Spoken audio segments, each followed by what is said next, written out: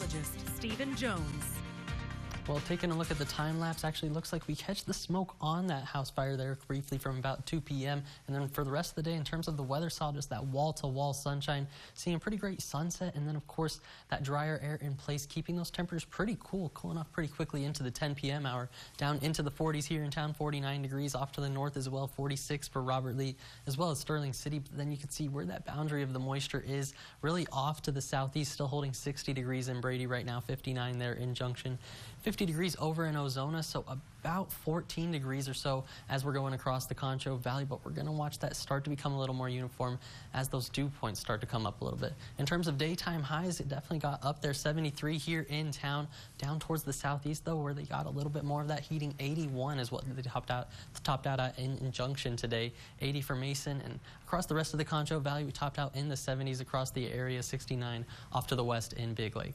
Looking at those moisture values, you can see where definitely the boundary is across pretty much the central portions of the Concho Valley, with 40s and 50s and even 60s off for the southeastern portions of the area, but then those 30s and even 20s off to the northwest. As we go into tomorrow, we're going to watch that southerly flow take over and watch that moisture really start to work back into the area. You can see that here on the moisture tracker, where more of the greens starting to work back into the panhandle of Texas and western portions of the state. Most of the blues staying off to the eastern half, where they're going to get the majority of the rainfall, but I definitely think we could get just a little bit of that activity working into our area. Then as we're getting ready to head into the next week, that's where we got to see those next cold fronts working into the area as well. The current national satellite showing you this nice first storm swirling right now over Missouri into Illinois, but all this moisture is definitely working into the western half of the country as well, and that's what's on the way. That moisture working into California, and then that storm going to work its way down towards Texas. For right now, still sitting pretty dry around most of the state. Not too much cloud cover, just some up in the panhandle, and then a little bit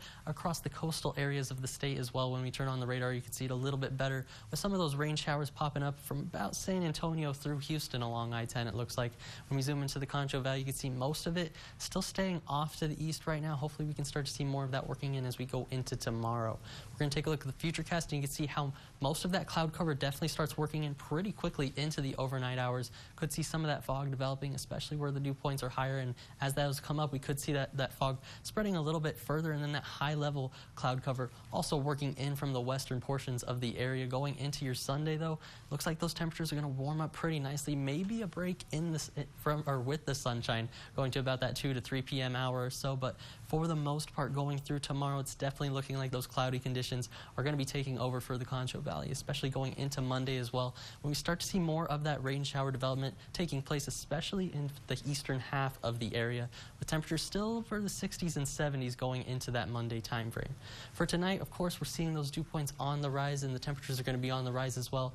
I think we're going to settle around 47 or so, but then we're going to start to warm up going into the overnight hours into those lower 50s.